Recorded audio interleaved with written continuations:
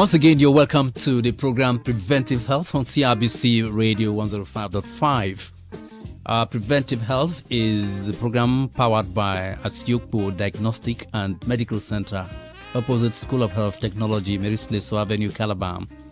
In this edition, we'll talk on table salt and lifestyle. Our guest on the program is Mr. Sunday Clement, a lifestyle expert. So welcome to the program. My pleasure. My name is Erim Ega. Join us.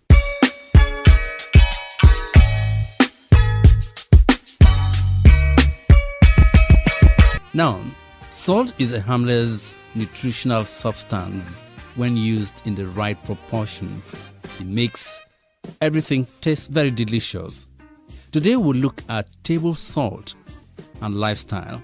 We all know salt. And so maybe before we continue, it's only normal that we start off by knowing the component of salt. What is salt made of? Basically, salt is very common substance, and the basic component of table salt or common salt is sodium and chloride. Those are the two main components of salt. And the table salt that we have in our homes today have a little bit of additional iodine in order to help the prevention of goiter. So that's why iodine is added to salt. Actually, the main component is sodium chloride with iodine. All right, thank you very much. But from the surface, what we all know is that salt adds to the taste of our food. Let's just go a little bit inside to find out what is the importance of salt to the body. Salt is very, very important, and I'm going to break it. I'm going to talk about the sodium part of salt that we ingest. The sodium part, which is the sodium ion, it helps to maintain the red blood cells, and it helps to dissolve the proteins that we eat. That's the first part. The second part is that sodium works like a stimulant. It helps to stimulate the nerves in the system, and it works like a stimulant because each of the nerves in the brain from one part of the body to the other part of the body, we have what we call nerve impulses. They require some level of sodium in order for them to conduct information from the brain to other parts of the body. So that is very important. Then the sodium also helps to retain water in the system. It helps to retain water. So that's also very important, thereby ensuring there is water balance system. Then also play a vital role when it comes to acidic and alkaline balance system in the body. And looking at chloride is also a very important component of blood plasma. We have the plasma, we have the serum in the blood, and the plasma part contains a lot of chloride. And chloride ions also helps in the formation of hydrochloric acid. When we ingest food now, especially proteins, there's what we call gastric juices in the stomach, which are secreted in order to digest the food. They are mainly made up of hydrochloric acid. So the chloride part of the salt that we ingest helps us to produce this hydrochloric acid so that we don't run out of the gastric juice. And the iodine, like I've mentioned before, also helps in prevention of goiter. Well, thank you very much for that great insight. And as you were giving the explanation, I was just wondering in my mind, I didn't know people that don't even consume salt. What could be the effect for somebody that does not eat salt? Yeah, some people don't like taking salt, but I can tell you that it is hardly impossible. I'm sure as we go on in our discussion, you realize that some of the food that we eat, apart from the table salt that is well defined to be, okay, I'm taking salt, some of the food that we eat, the normal food that we eat, contains a little bit of sodium, contain a little bit of salt, which I may call sodium. So there's no way any human will function properly without intake of salt. If the person may deliberately stay away from the table salt that we know of, but somehow some other food that we eat contains the salt. Yeah, from the food you were just mentioning, would they contain adequate proportion of salt that one is expected to consume, assuming I don't want to have anything to do with table salt? The expert advised that an average adult should consume about 5 milligrams of salt every day. Once the person doesn't have an history of hypertension in the family, Then for people who probably have history of hypertension, 2 milligram of salt is recommended for them, because salt has a lot of hazardous effect on the body when it's taken in excess quantity. I'll mention some food which contains some proportion of salt, like the apples that we consume now. It contains a little bit of salt, and it contains about 28 milligram of salt. Apple. And when we look at the egg we eat, for example, contains about 129 milligram.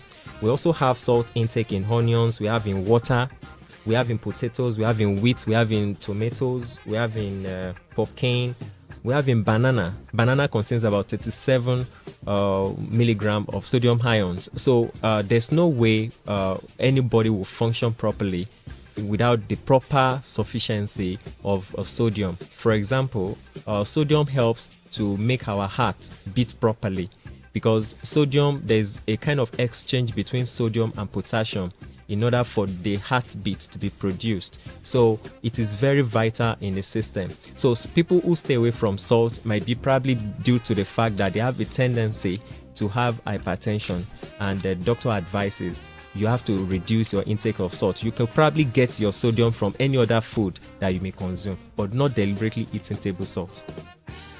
Thank you very much. In case you've just joined us, the program is Preventive Health on CRBC Radio, and today we're looking at table salt and lifestyle. I still have with me Mr. Sunday Clement.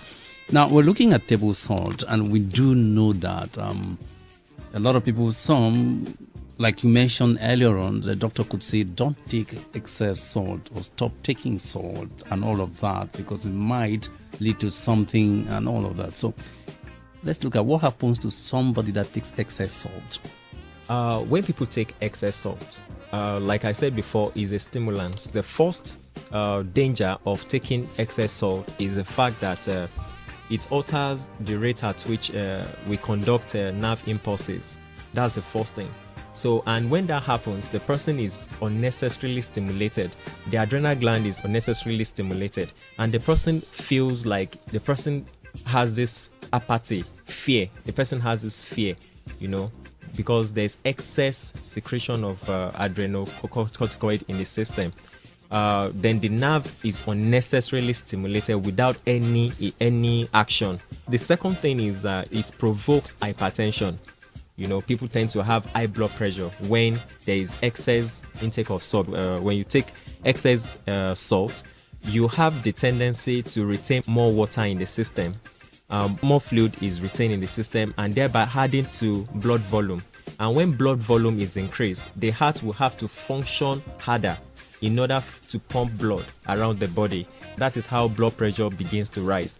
The third thing is the fact that studies have shown that the kidney has the capacity to dissolve about 4 to 5 milligram of salt on daily basis.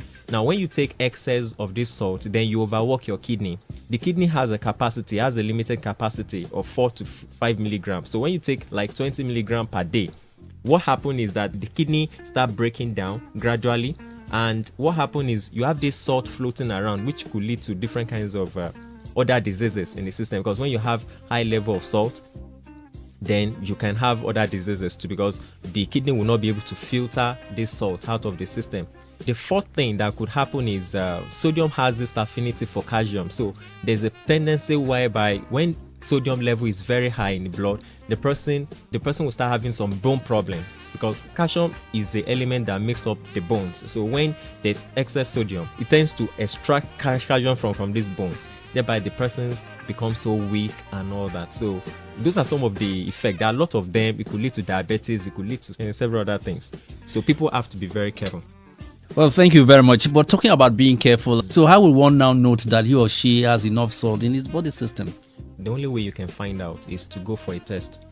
There's a test called electrolytes, which confirms the level of different various degree of ions in the system. So the person needs to go and do a test to know the level of sodium, the level of chloride, the level of potassium.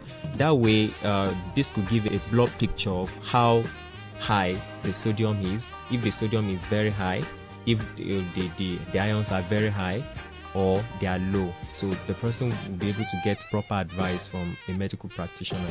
Talking about people who probably feel, unless they add salt to their food, they don't feel satisfied. It's important for them to bear in mind that as we grow older, these organs too, they are growing older too, and it affects their functionality. And the ability for you to taste food diminishes with age. So, as well as to put it behind our mind that our body doesn't require so much of this salt as we go older, we might probably have to place more value on the nutrients of food than for what, some food could taste very well, but you are not actually getting any nutritional value on it. But if you place your priority right, then you rather place value on the nutritional benefit than for the way it tastes. It will only come through the mouth, you will taste it, and it will go there, and it will benefit the body. But I've seen people in restaurants that they would get food, and there are some small table salt where they will still need to add to the soup, and and they feel, oh, this salt is not enough. With respect to that, is it really normal? Is it a good thing to always add salt? It's not advisable. It's not advisable at all. You may not feel the taste of the salt, because if you ask the person who cooked the food, the person will say, I've added salt. But you probably, because of your ability to taste salt, you might not feel it to taste. Then you feel, oh, I must feel it to taste. Then you add more salt, which could in turn become a lifestyle, which could in turn be a problem. Okay, thank you very much, sir. But I begin to wonder, there are some people that want to maybe run away from the table salt, and then there's a tendency that they might increase the usage of some of these seasoning cubes, sweeteners, flavors, and all of that. How safe would that be? Most of these seasoning cubes just mainly chemicals, artificial chemicals, which gives you food the kind of taste that you want.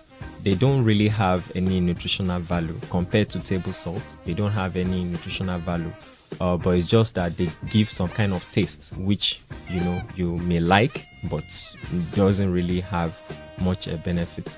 And if at all people use these seasoning cubes, they should use them in very minimal quantity.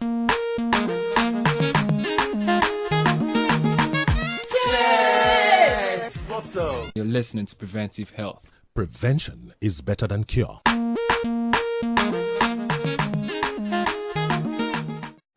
Well, thank you very much. We've been talking on the table salt as a lifestyle. And just briefly before you go, is brine as a mixture of salt and water any medicinal value? For instance, maybe you are feeling your stomach, you have cramp or stuff like that, just put some quantity of salt in water and take, and you say, okay, it's well and all. Is it a normal thing? It's not advisable to add salt to water and drink. And drink. It's not advisable, except you are very sure and you are told by a medical practitioner that your level of salt is very low, and you are advised to take more intake of salt. And recently I heard people were bathing with salt due to the outbreak of Ebola disease and all that. It's not very good. We've had several cases where some of them drink excess of this salt, and they now have to be dealing with different kinds of diseases now. So that's why it's important for people to really know what salt is for. Salt is not to fight any form of virus. It doesn't fight any virus. It doesn't fight any form of Ebola. Okay, we'll leave it at that. In case you've just joined us, it's been Preventive Health on CRBC, and of course we're looking at table salt lifestyle. For your comments, you could send a text to us through the number 0803 6755 958. Let me take the number again, 0803 6755 958. Please don't flash this number. Just send a text message, maybe what you want to know about the topic we've discussed. Again, I'd like to thank the lifestyle expert that found time to be with us on the program, talking about Mr. Sunday Clement. Many thanks for coming on the program. My pleasure. Thank you. Also, say a big thank you to the Asiokpo Diagnostic and Medical Center for the School of Health Technology, Marisleso Avenue, Calbam. Until same time next week, when we hope to come up with yet another topic. On behalf of the program producer Stella Effiong, my name is Erim Ega. Thanking you for being a part of it.